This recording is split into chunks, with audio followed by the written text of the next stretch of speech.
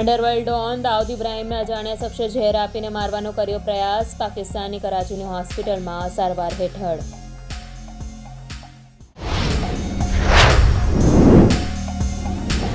આઈપીએલના ઇતિહાસમાં પહેલીવાર મહિલા ખેલાડીઓની હરાજી થશે. બીસીસીઆઈએ હરાજી કરનારના નામની કરી જાહેરાત. મલ્લિકા સાગર નામની મહિલા આઈપીએલની હરાજીમાં બોલી લગાવશે.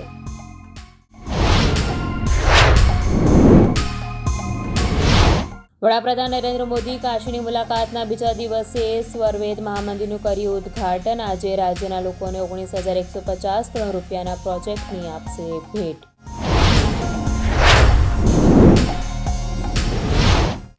તમિલનાડુમાં ભારે વરસાદનો કહેર યથાવત. વરસાદને લીધે જિલ્લાની તમામ શાળા કોલેજોમાં રજા જાહેર કરાઈ. આઈએમડીએ ભારે વરસાદની શક્યતા કરી વ્યક્ત.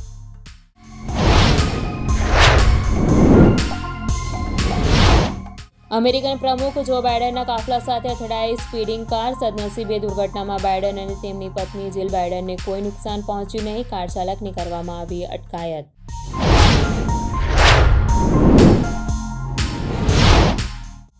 જેલમાં બંધ માફિયા અતિકના મિત્ર નફીસ બિરિયાનીનું હાર્ટ એટેકથી થયું મૃત્યુ. 22 નવેમ્બરે જ કરાઈ હતી ધરપકડ. ઉમેશપાલ હત્યાકાંડમાં હતો આરોપી.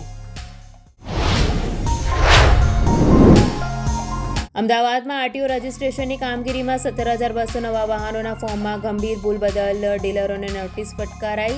છેલ્લા 3 મહિનામાં 89,605 વાહનોનું રજીસ્ટ્રેશન થયું. લોકસભામાં સ્પીકર ઓમ બિરલાએ સંસદની સુરક્ષામાં ચૂકને લઈને ગૃહમાં આપ્યું મોટી નિવેદન. કહ્યું, આ રાજનીતિ કરવાની કોઈ ઘટના નથી. રાજકારણથી બચવું જોઈએ.